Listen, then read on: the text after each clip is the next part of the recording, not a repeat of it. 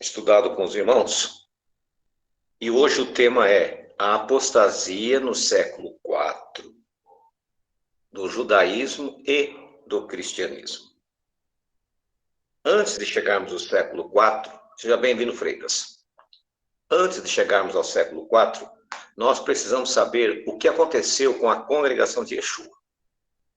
A Bíblia nos relata em Atos 15 que o Ruach Kodesh, o Espírito Santo, foi derramado. Saiu ali um contingente muito grande de pessoas convertidas. E em virtude da guerra, eles se espalharam pela Ásia. Né? Nós estudamos sobre as 7 igrejas e acabaram indo para aquelas principais cidades da época. E ali fizeram colônias para se reunirem, como acontece no Brasil. Por exemplo, São Paulo atraiu muita gente do sul, do leste, do norte, do nordeste, que vieram para a cidade de São Paulo atrás de uma vida melhor, atrás do trabalho. Lá, eles estavam, Israel havia entrado em guerra, Judá em guerra com o Império Romano, havia sido destruída, então eles partiram, eles foram embora. O último apóstolo morreu por volta entre 90 e 99, não existe assim uma definição da data, que foi João. Na cidade de Antioquia, ou Antioquia, era uma cidade muito importante da época, uma metrópole, havia um bispo, seguidor de Yeshua, chamado Inácio. Ele ficou conhecido como Inácio de Antioquia e depois como Santo Inácio. No ano 107, ele foi preso e levado para Roma e morreu no Coliseu. Mas vamos voltar um pouquinho com esse personagem, Inácio de Antioquia. Inácio, ele foi o precursor do que seria o cristianismo romano. Como precursor. Até a virada do século I, entre os anos 90 e 101, judeus e messiânicos eram considerados a mesma coisa. Eles eram considerados a mesma religião. Por quê? Porque eles guardavam o sábado e não comiam carnes impuras e acreditavam num só Deus. Eles não acreditavam numa trindade, eles acreditavam que Yeshua era o Messias, no caso os messiânicos. E o que aconteceu? Um pouquinho antes da virada do século, Domiciano, que era o imperador, estava com problemas financeiros.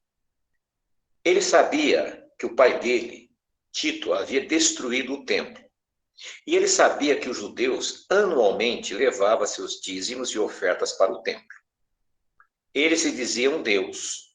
E o que ele fez? Ele disse o seguinte: vocês que têm um Deus invisível, vocês que são preguiçosos, porque 1/7 da vida vocês passam parados, vocês não trabalham, que é o sábado, e vocês que têm um Deus porco, porque vocês não comem porco, porque o seu Deus é um porco.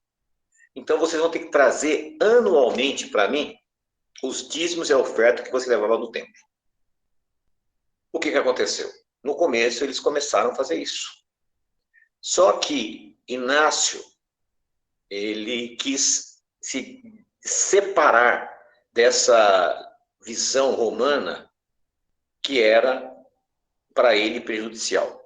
Então, o que fazia com que eles fossem parecidos? Como já disse, o sábado, a alimentação, a crença no Deus único. O que ele fez? Ele foi o primeiro a trocar o sábado pelo domingo. Os pagãos já tinham uma veneração pelo domingo, né, o Sunday, dia do sol, e começaram a comer carnes imundas, carnes impuras. E aí o que aconteceu? O Império Romano viu que eles não eram mais judeus e parou de perseguir eles, entre aspas. Aí começa uma segunda perseguição. Não foi todos os seguidores de Yeshua que seguiram essa linha. Até no século V, nós temos seguidores que guardavam o Shabat, nós temos seguidores que não comiam carnes impuras. Agora, Inácio, ele cria o que ele chamaria de cristãos, cristianismo. No século IV, como nós sabemos, Constantino estava perdendo o poder. O Senado, a maioria dos senadores, eram favoráveis ao cristianismo. O que ele fez? Ao invés de copiar o movimento messiânico, os seguidores de Yeshua, dos evangelhos, ele seguiu a crença que Inácio de Antioquia havia feito. Ele copiou e fundou, então, a Igreja Apostólica Romana, também conhecida como Sacro Império Romano. Isso no século IV. Ele sufocou e perseguiu todos aqueles que ainda mantinham princípios do messianismo de Yeshua. Como eu disse, até o século V ainda existiam alguns, mas eram muito poucos. Ele, no século IV, ele sufocou. E no século IV, nós vamos ter também uma outra apostasia. Então, essa foi a apostasia total do que viria a ser chamado cristianismo. Aí, no século IV, nós temos uma outra apostasia. No ano 359, Hilel II, que foi o último presidente do Sanedrim, do Sinédrio, em Jerusalém. Ele era amigo pessoal do imperador Justiniano, ou Justiniano o Apóstata. E ele, o que ele fez? Ele estabeleceu um calendário fixo. Por quê? Ele dizia que a lua tinha que ser a lua de Jerusalém para ser avistada. Só que ele está no hemisfério norte. A mesma lua que se avista em Israel se avista na Itália. Não havia necessidade. Já se passara 4 séculos que eles estavam fora de Jerusalém. Mas ele adotou o calendário baseado em cálculos fixos da Babilônia. O que acontece? Muitas vezes coincide, mas na maioria das vezes dá uma diferença de 1 ou 2 dias. Se você entrar no rabat.org, que é o site oficial do judaísmo ortodoxo, ali você vai procurar festas. Eles sempre colocam 2 dias para uma festa, porque eles não têm certeza com exatidão. Por exemplo, em Yom Kippur eles colocam 2 dias, eles não têm certeza com exatidão. Não é fácil, vocês acompanharam a nossa jornada aí da Lua Nova, então a expectativa é muito grande, até que se confirme.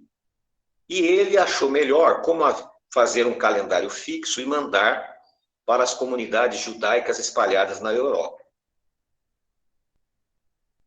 Aí você diz, e aí, qual o problema? Recuando um pouco do século IV, nós temos em Roma a proibição de falar o nome do Criador. O imperador, ele disse o seguinte, esse Deus não tem face, não tem imagem. Esse Deus é invisível. Se eu tirar o nome dele, ninguém vai saber quem ele é. E foi o que aconteceu. Ele proibiu que o povo judeu falassem o seu nome. Quem falasse iria morrer. Nós temos um caso relatado, inclusive, numa das histórias do Talmud. Né? Ali diz o seguinte, que um rabino estava pregando ali em Roma e ele foi proibido de pronunciar o nome do Criador. Como ele persistiu, eles pegaram algodão, enrolaram o corpo todinho dele, jogaram água, depois pegaram o pergaminho da Torá, enrolaram nele e tacaram fogo. E ele foi sendo cozinhado aos poucos, porque ele pronunciava o nome do Criador. E esse nome ficou perdido durante séculos. Os rabinos sabiam, mas tinham medo de falar. Então eles trocavam cartas entre si, falavam por códigos para manter vivo o nome do Criador. O que nós queremos chegar? Nesse século IV da apostasia, a igreja cristã perdeu totalmente a sua ligação com as raízes hebraicas da fé de Yeshua. Então nasce uma nova religião. Por sua vez, o judaísmo perdeu seus laços com a religião de Moisés. Por quê? Deixaram de pronunciar o nome do Criador. E a Bíblia diz, todos que invocarem o nome de Jeová será salvo. Eles deixaram de invocar. Começaram a seguir esse calendário equivocado. E esse calendário, o que acontece com ele? Dá divergências. Um dos grandes problemas desse calendário do judaísmo ortodoxo hoje, um dos grandes problemas é, em especial, a festa de Shavuot, festa de Pentecostes. Por quê? Quando você vai para Levítico 23, lá é bem claro, dizendo o seguinte, que a contagem dos 50 dias deve ser a partir do primeiro dia após o sábado, da semana do sacrifício de Pêssar. Eles inventaram um tal dia 16 de Abib, que não existe na Bíblia. Então, normalmente, a festa de Pentecostes, eles celebram, em média, de 8 a 30 dias de diferença. É uma grande transgressão. A outra transgressão que eles fizeram foi na festa de trombetas, do Apocalipse 18. No Apocalipse 18, perdão, meus irmãos, me perdoem. Na festa de trombetas, Levítico, que cai justamente no primeiro mês do sétimo, no primeiro dia do sétimo mês, a festa de trombetas, eles tiraram essa festa, abafaram ela e colocaram a festa do Ano Novo.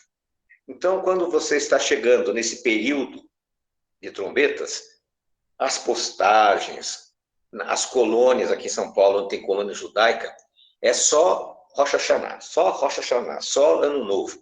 Da mesma forma que eles fazem do Réveillon, né, para os cristãos, para os judeus aqui é só aquilo. Ninguém toca no assunto de trombetas. Por quê? Porque trombetas anuncia a vinda de Yeshua.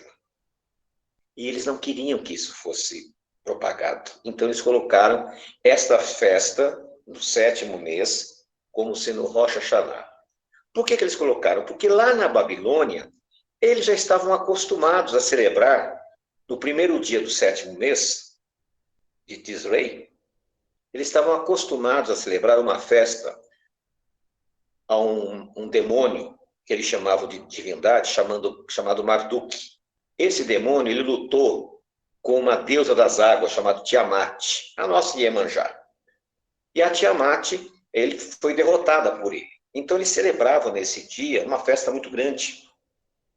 Como eles vieram da Babilônia, e notem, os que foram levados cativos para a Babilônia, a maioria não voltou porque morreu, porque ficaram 70 anos. A maioria que voltou nasceu na Babilônia. Eles não conheceram o Deus de Israel como ele era. Eles não conheceram o templo, não conheceram a liturgia.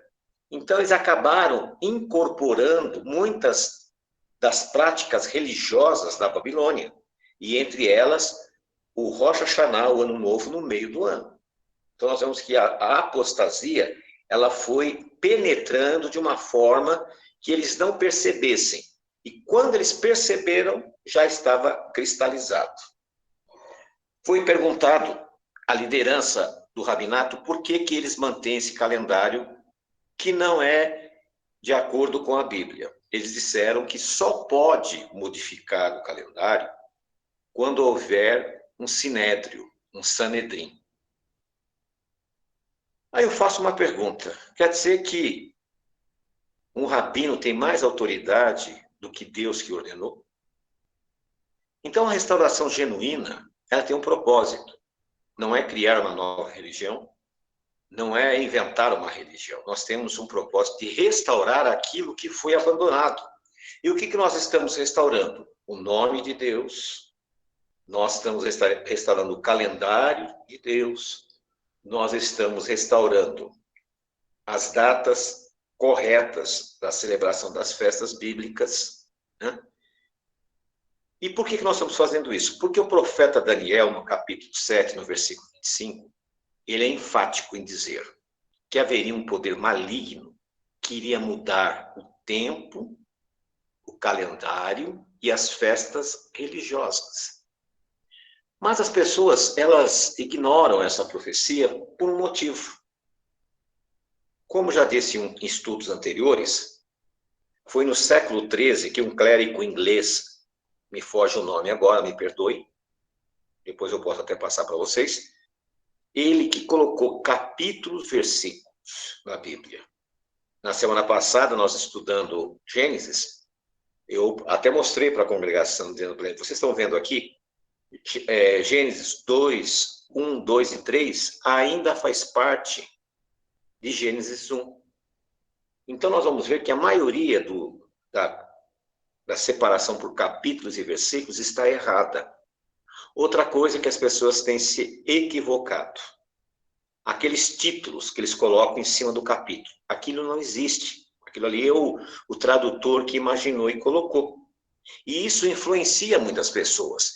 Quando você vai ver Daniel 7:25, ele não tem nada a ver com Daniel 7:24 e nada a ver com Daniel 7:26. É uma profecia específica. E essa profecia aconteceu no século IV, quando o rei Léo II mudou o calendário. Porque o que influenciava o povo judeu é o calendário bíblico, e não o calendário de Juliano, do ano 44, e nem tampouco o calendário gregoriano de 1550. Não tem nada a ver esses dois calendários. O calendário que influenciava o povo de Israel é o calendário bíblico, que foi alterado no ano 359 da nossa era, no século IV. Outro detalhe, uma informação importantíssima para vocês, é que esse mesmo rei Léo II, lembra que eu falei no começo do estudo, que ele era amigo pessoal do imperador? Conta-se a história que depois desses fatos, ele aceitou o catolicismo, se batizou e morreu como católico. Isso está escrito na Enciclopédia Mundial. Ou seja, ele foi um apóstata que levou milhares de judeus até hoje a pecarem. Um dos problemas do judaísmo é que eles têm no rabino uma pessoa infalível. E o rabino não é infalível. O rabino erra, se engana, se confunde, se precipita. Sabe por quê? Porque são humanos. E como humanos, nós erramos, nós cometemos gafes, nós cometemos equívocos. É nato do ser humano. Então, nós não podemos ter essa confiança plena em tudo. Nós temos que, como os bereanos, consultar para ver se realmente aquilo procede, se aquela informação é procedente, se aquela informação está em harmonia.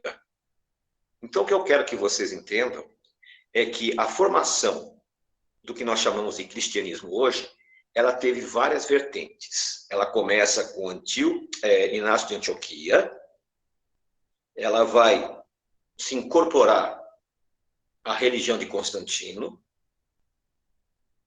Ali ela se divide entre igreja romana e igreja grega. Ela vai indo até o século XV, quando Martim Lutero faz a primeira cisão, o primeiro movimento de protesto, por isso que é protestante, ele protestou. Depois vem John Wesley, Zwinglio, John Hus e outros que foram precursores do que nós chamamos hoje de evangélicos. Eles eram os protestantes e eles queriam moldar e modificar alguma coisa na igreja. O objetivo deles nunca foi de deixar de ser católicos, eles queriam que a igreja se aperfeiçoasse. Isso nós estamos falando do século XV, XVI, meados de XVII. No século XVIII começa os movimentos que viriam impactar a religião cristã, que é as grandes igrejas que pregavam a breve volta de Jesus. Nós temos ali o Adventismo, temos o movimento dos Mormons, nós temos as Testemunhas de Jeová, a Ciência Cristã, e outras igrejas que tinham essa mensagem, né, de advertência. Elas vão entrar no século XIX. No século XIX estava uma loucura nesse nosso planeta, porque até o final do século XVIII, o mundo era movido por cavalos. A energia com óleo de baleia. No século XIX surge a eletricidade, surge o vapor, surgem os trens, o cavalo começa a ficar obsoleto. Então, para eles, essa revolução industrial era o fim do mundo. E ficou um terreno fértil para se pregar que Jesus estava voltando. Mas não havia profecias que indicassem para isso. Então eles pegaram profecias e manipularam elas para tentar mostrar para as pessoas que aquele período era da volta de Jesus.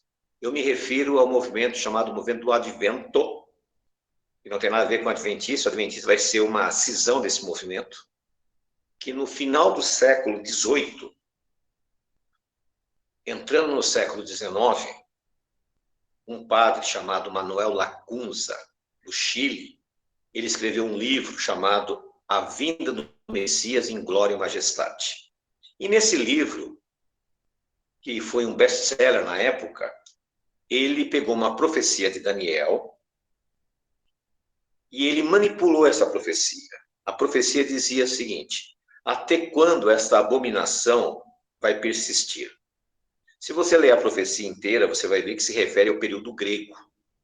E você vai ver que se refere aos 1150 dias em que o Antíoco Epífanes proibiu que fosse feito o sacrifício no templo e foi expulso. É exatamente 1150 dias. E a Bíblia diz: até 2300 tardes e manhãs e o santuário será purificado. Ou seja, 2300 tardes e manhãs significam 1150 dias. Então não tinha nada a ver. Ele pegou aquela data de 2.300 dias e transformou em anos, e colocou 2.300 anos. Pegou a base, que era o ano 457, é um cumprimento profético, e fez a soma, e essa soma chegou em 1843, 1844. Quando você olha essa profecia, você fica fascinado, mas porque você não examinou ela direito. Agora, quando você examina ela, você vai ver que ela não tem nada a ver com isso. Ela não é 2.300 anos, elas são 1.150 dias. E você vai encontrar na profecia, na história, um cumprimento de 1.150 dias, quando o santuário foi purificado das impurezas que os gregos haviam colocado ali. E aí o que acontece? Surgem esses movimentos são atraentes, crescem, se expande, se espalha, se divide, se multiplica, e assim surgiu o que nós chamamos hoje de igrejas evangélicas. Um conglomerado de mais de 50 mil de pessoas que têm um problema de identidade. Elas não conseguem entender quem elas são ou o que elas são. Então, nós vemos aqui que há necessidade de nós começarmos a rever os nossos conceitos com relação ao nosso trabalho. Para que nós fomos chamados? O que é restauração? Seria a restauração eu voltar para as barras das roupas dos rabinos ortodoxos? Seguir aquelas visões? Ou seria nós restaurarmos aquilo que foi abandonado? Então, nós temos alguns princípios que nós estamos fazendo, que está nos norteando. E esses princípios são a restauração do nome do Criador, que era profético, Sofonias fala, que o nome dele seria restituído. Então, é um cumprimento profético. O segundo cumprimento profético que nós estamos ensinando às pessoas é a volta do calendário bíblico original. Nós estamos fazendo isso. Outra restauração que nós estamos fazendo é sobre a união das duas casas, a casa de Israel e a casa de Judá.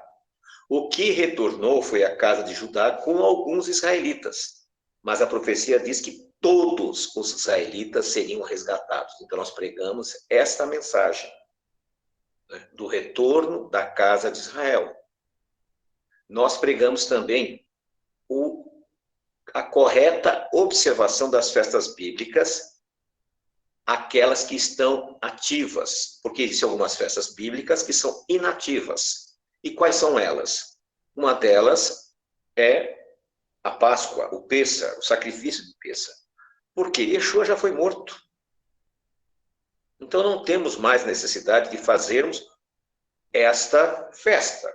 Nós continuamos fazendo a festa de Pães Ázimos para lembrar da nossa saída do Egito, com ervas amargas, do sofrimento lá.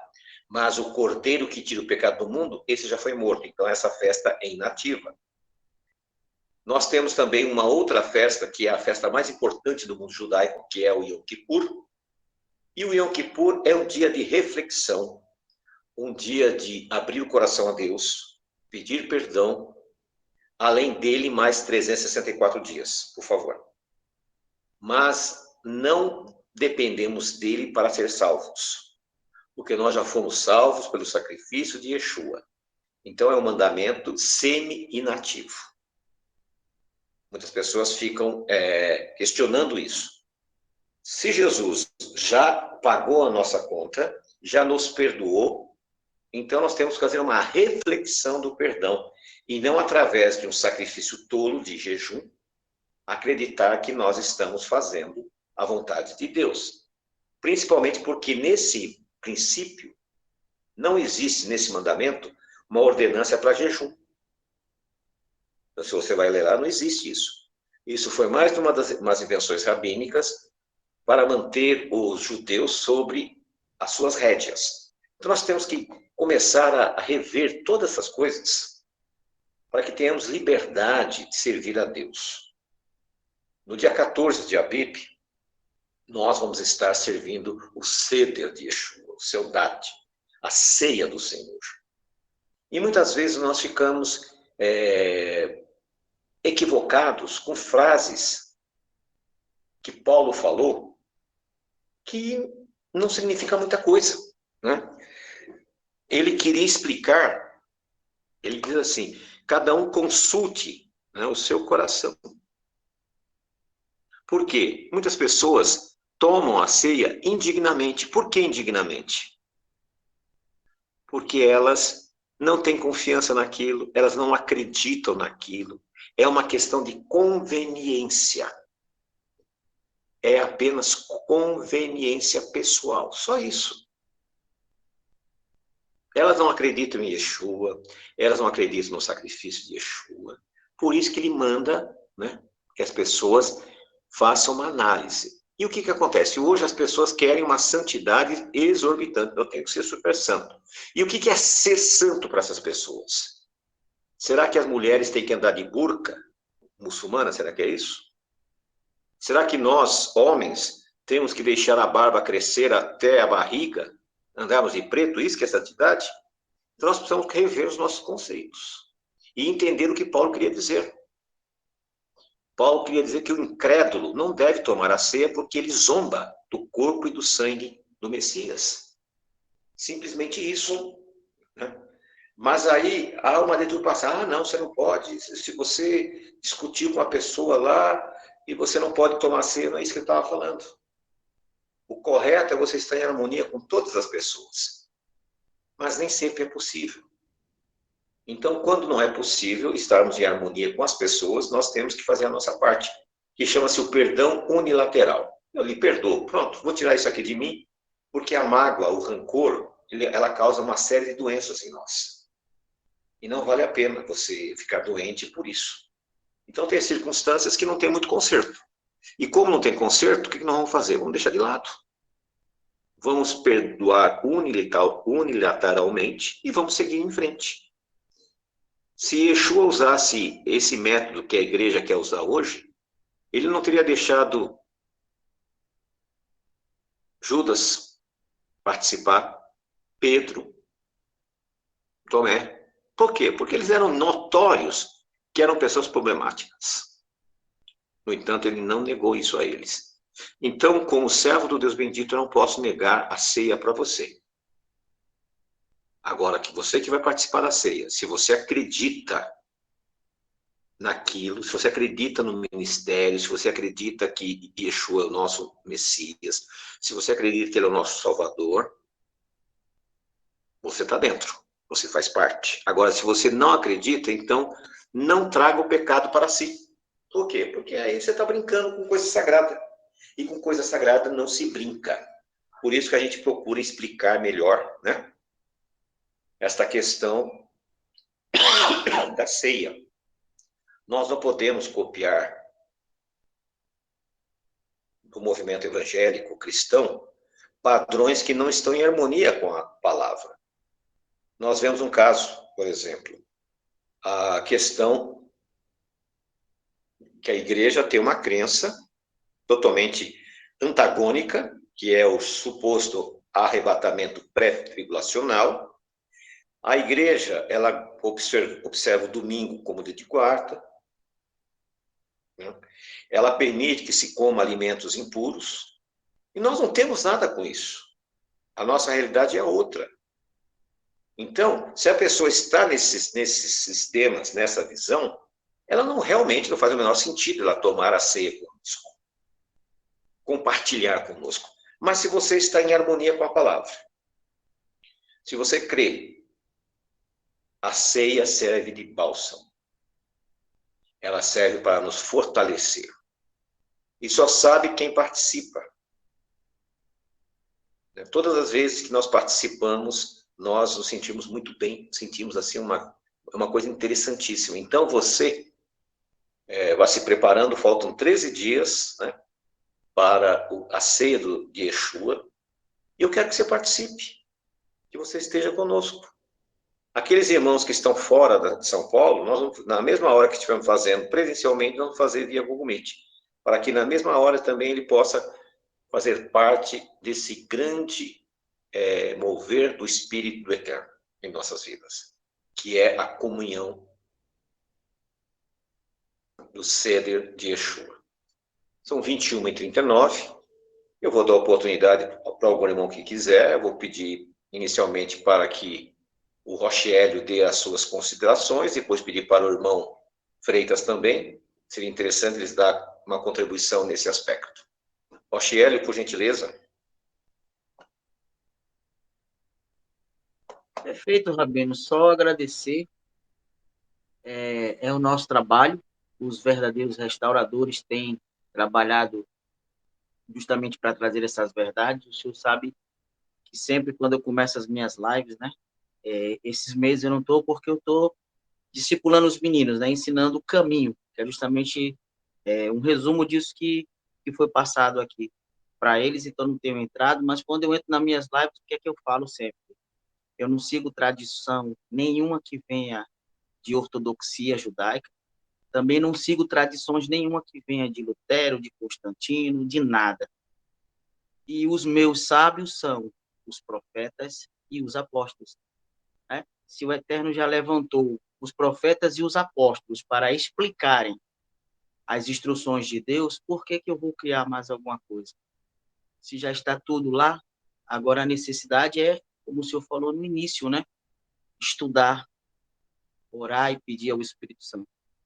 E quando perguntam para nós, o que é que eu ensino para os meninos aqui? Não somos melhores que ninguém, não julgamos vocês, mas nós achamos melhor seguir o que está na Bíblia, né? Agora, se vocês nos julgam porque queremos seguir o que está na Bíblia, então tem algum problema, porque nós estamos seguindo à risca, ou tentando seguir, né? Porque nós não somos perfeitos. Então é isso, o que nós estamos buscando é essa restauração verdadeiramente escritural. Não é uma restauração que nos traga de volta a uma ortodoxia, que a gente fica triste em ver alguns movimentos que estão se perdendo, começaram tão bem, né, Rabino? E não é uma reforma, não estamos reformando nada, nós estamos restaurando aquilo que está nas escrituras sagradas. E só, né? Não precisamos, como é que o senhor fala, que eu acho interessante, enfeitar o pavão, né? Não precisa, é uma coisa tão simples, né? E é isso mesmo, sou grato pela oportunidade e fico feliz por todos que estão aqui. Amém, irmão Freitas. Puder dar um apoio para nós, por gentileza. Shabbat Shalom a todos, para mim é uma alegria estar aqui.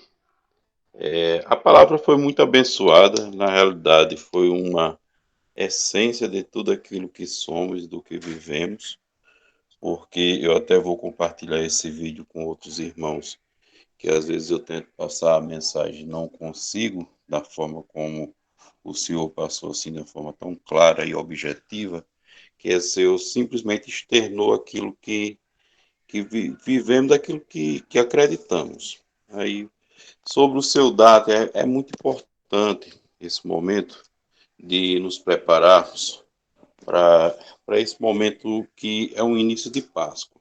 Como ontem, que foi o início do Ano Novo Bíblico, e esse início de Ano Novo Bíblico, já quando eu fiz ontem aqui em casa, fizemos a leitura do capítulo 12 de Êxodo, já dá essa abertura, é aquela introdução. Isso será por primeiro dia do ano, primeiro mês do ano, e ali ele já vai fazendo a recomendação do cordeiro, de tudo que vai acontecer nesses próximos dias. E quando o Senhor falou sobre a paz, sobre a essência do Espírito Santo que a gente sente quando participa desse momento, é uma realidade. É uma realidade, é uma paz, é uma tranquilidade que, quando a gente comunga, quando a gente está ali comendo o corpo, e simbolicamente comendo o corpo e o sangue de Cristo, através daqueles elementos, nos faz assim se fortalecer na fé. É igual ao Shabat. O Shabat em si, quando a gente guarda, quando a gente vive o mandamento, nos percebemos restaurados semanalmente. Quando a gente não consegue guardar o Shabat, ou não pode, a gente se torna assim, vamos dizer, um pouco perdido nessa parte de restauração. E o Seudat, dentro desses contextos, seja semanais, seja anuais, ele é muito importante porque ele nos dá esse respaldo. Como Jesus falou, aquele que não comer da minha carne nem beber do meu sangue não terá parte comigo. Então, a gente, não querendo ser tão redundante na fala, mas é uma parte muito importante da nossa restauração.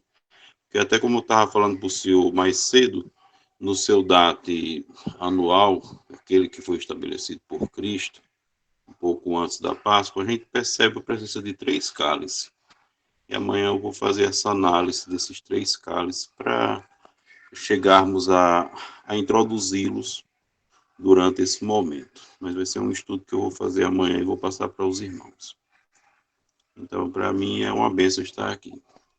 Amém. Shabbat shalom. Agradeço. Estamos esperando, ansiosos, vai ser importante. Se tiver mais alguém que quiser dar uma contribuição, fique à vontade. Nós vamos orar. E a irmã Abigail, se quer falar alguma coisa, fique à vontade.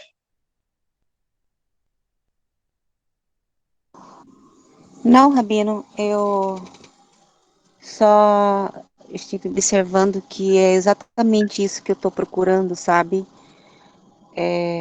Chegou um ponto que eu já não estava mais suportando